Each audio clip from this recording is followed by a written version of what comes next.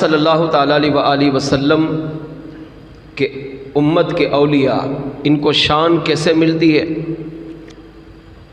کمال کیسے ملتا ہے، ان کو فضیلت کیسے ملتی ہے، کون سے کام ان کو کرنے پڑتے ہیں کہ جس کی وجہ سے یہ رب کے قریب ہو جاتے ہیں، اس بات کو اس حدیث پاک سے سمجھیے۔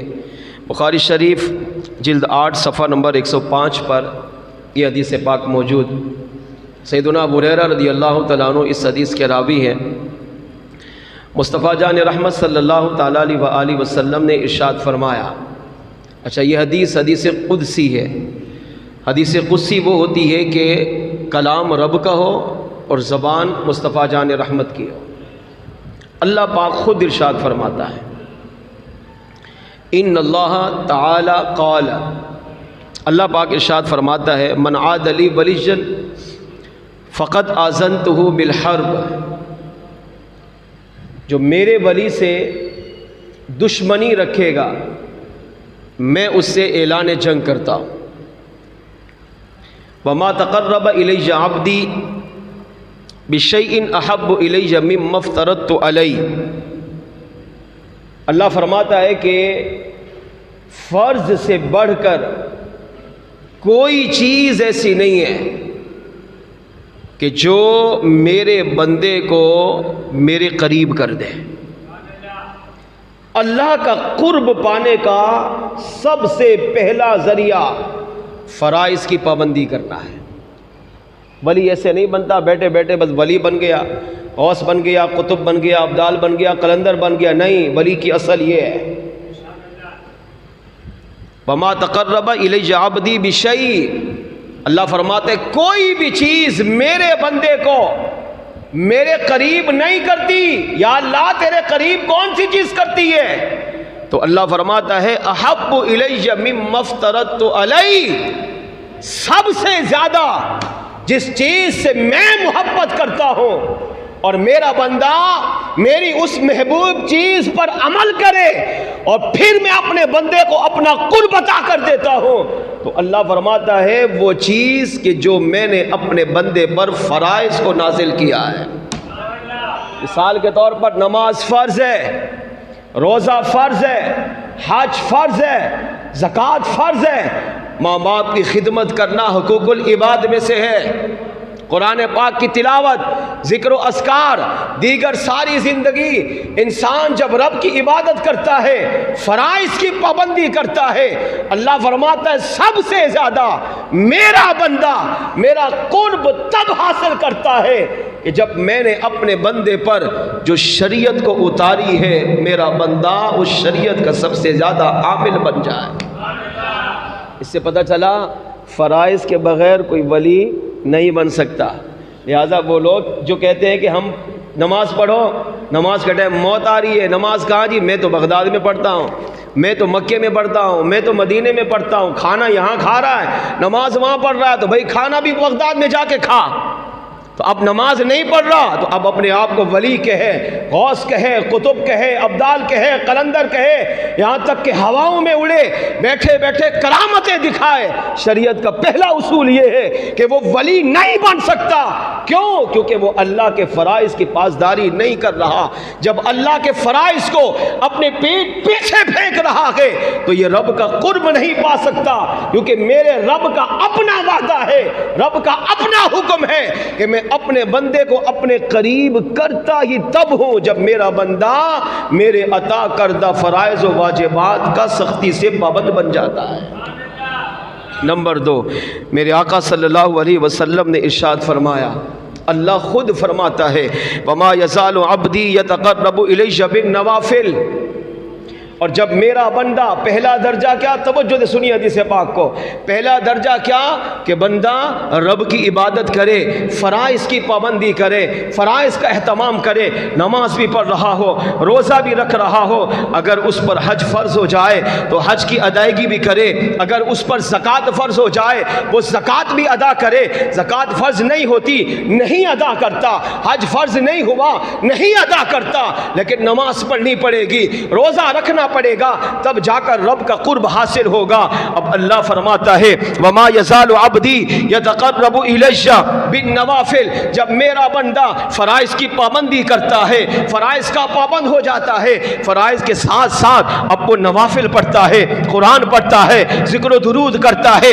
جب دیکھو کبھی تہجد پڑھ رہا ہے، کبھی اشراق چاش پڑھ رہا ہے، کبھی اوابین پڑھ رہا ہے، کبھی صلاۃ و توبہ پڑھتا ہے، کبھی تہجد المسجد پڑھتا ہے، کبھی تہجد الوضو پڑھتا ہے، کبھی 2 رکعت نماز شکرانہ پڑھتا ہے، کبھی صلاۃ الحاجات پڑھتا ہے، دن ہو رات ہو صبح ہو یا شام ہو، جب دیکھو جب میرا بندہ فرائض کے ساتھ ساتھ وہ نوافل کی پابندی کرتا ہے تو اللہ فرماتا ہے اب فرائض کا پابند بن چکا، نوافل کا پابند بن چکا، تو اس کی برکت سے میں اپنے اس بندے کو اپنی ولایت کا منصب عطا فرما دیتا ہوں۔ سب سے پہلا قرب فرائض سے اللہ اس بندے کو دیتا ہے، اور سب سے زیادہ دوسرا قرب فرائض کے ساتھ نوافل پڑھنے سے اللہ اپنے بندے کو عطا فرما دیتا ہے۔ اور پھر اب اس کا فائدہ کیا ہوتا ہے، کیا ملتا ہے؟ جب بندہ فرائض کا پابند ہو، نوافل کا پابند ہو، اب اس کی اپنی حالت کیا ہوگی، اس کی شان کیا ہوتی ہے؟ فرائض و واجبات سنت نوافل کی پابندی کرنے والا جب رب کے قرب کو پا لیتا ہے تو علماء نے کہا پھر وہ اپنے آپ میں نہیں، وہ رب کی محبت میں فنا ہو جاتا ہے۔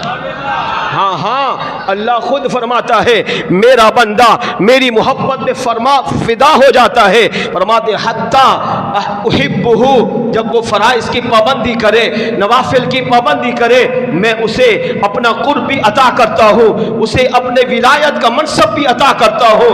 اللہ فرماتے میں اس سے محبت کرتا ہوں، فَإِذَا أَحْبَبْتُهُ، اور جب میں اپنے بندے سے محبت کروں، كُنْتَ سَمْعَهُ الَّذِي يَسْمَعُ بِهِ، میں اس کے کان بن جاتا ہوں جن کانوں سے وہ سنتا ہے، وَبَصَرَهُ الَّذِي يُبْصِرُ بِهِ، میں اس کی آنکھیں بن جاتا ہوں جس سے وہ دیکھتا ہے۔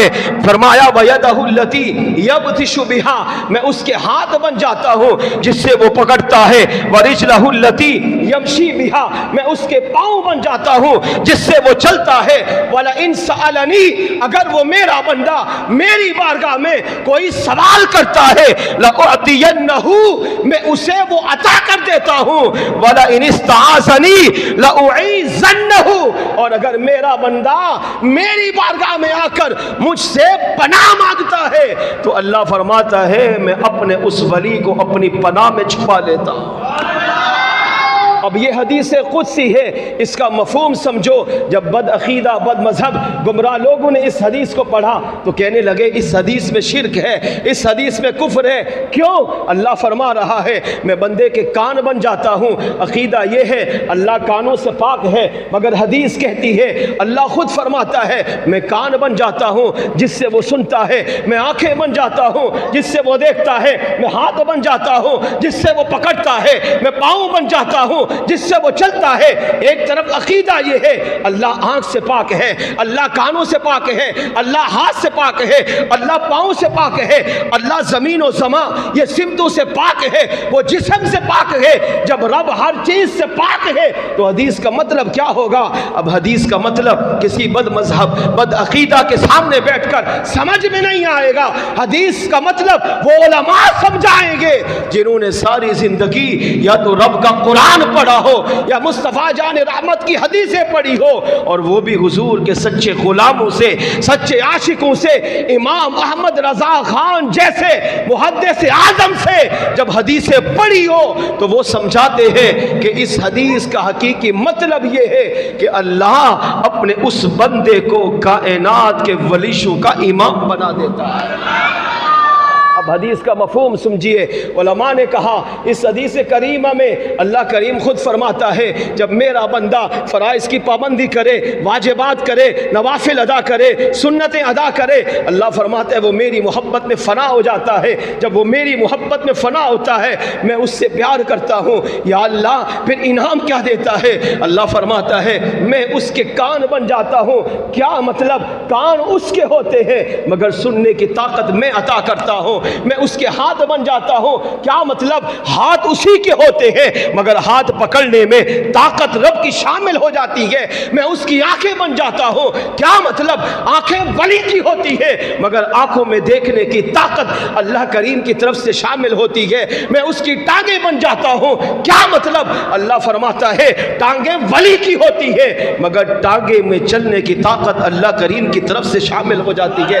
جب اللہ کی طرف سے سماعت بھی ہو, قوت سماعت بھی ہو, بصارت بھی ہو, پکڑنے کی طاقت بھی ہو, چلنے کی طاقت بھی ہو, تو پھر ولی کی شان کیا ہوگی؟ ولی کی شان یہ ہے کہ پہلے ولی سنتا تھا قریب کی آواز کو, اور جب رب کی طاقت کانوں میں آ جائے تو پھر وہ ولی بغداد میں بیٹھ کر پوری کائنات کی آوازوں کو اسی جگہ پر سن رہا ہوتا ہے. جب اللہ کی طاقت اس کی آنکھوں میں آ جائے تو فرق یہ بنتا ہے کہ پہلے بغداد میں بیٹھ کر دیکھتے تھے اپنے سامنے والی چیز کو, مگر جب رب کی قدرت, رب کا کمال, رب کی طاقت غوث آدم جیلانی کی مبارک آنکھوں میں آ جاتی ہے تو آپ بغداد میں بیٹھ کر پوری کائنات کو ایسے دیکھتے ہیں جیسے ہاتھ کی ہتھیلی کو دیکھ رہے ہیں. ہاں, جب اللہ کی طاقت نہ ہو تو آپ اسی کو پکڑیں گے جو آپ کے سامنے ہوگا, اور جب اللہ کی طاقت ہاتھوں میں آ جائے تو پھر غوث آدم جیلانی بیٹھے بغداد میں ہوں گے, اور کائنات کے کسی کونے میں اگر مرید ڈوب رہا ہوگا تو جب رب کی طاقت ہاتھ میں ہوتی ہے تو غوث آدم جیلانی اپنا ہاتھ بڑھا کر اس مرید کے ہاتھ کو پکڑ کر اسے ڈوبنے سے بچا لیتے ہیں. ہاں, جب رب کی طاقت نہ ہو تو آپ پاؤں سے اتنا چلیں گے جتنا آپ کے پاؤں میں طاقت ہوگی, صرف اتنا سفر طے کریں گے جتنا آپ کے سامنے آ رہا ہوگا. لیکن جب رب کی قدرت, رب کی طاقت غوث آدم جیلانی کے مبارک قدموں میں آ جائے تو غوث آدم جیلانی ایک قدم اٹھائے تو ہزاروں میل کا سفر ایک قدم میں ہی طے فرمائے. اس حدیث سے پتہ چلا کہ اللہ اپنے ولیوں کو کمال دیتا ہے, طاقت دیتا ہے, بے مثال با کمال دیتا ہے. شرط یہ ہے کہ اللہ کا ولی سب سے پہلے فرائض کی پابندی کرے, پھر نوافل کی پابندی کرے, واجبات کی پابندی کرے, سنتوں کی پابندی کرے. جب اس میں انسان آگے بڑھتا ہے تو جتنا جتنا آگے بڑھے گا میرا کریم رب اتنا ہی زیادہ اسے اپنا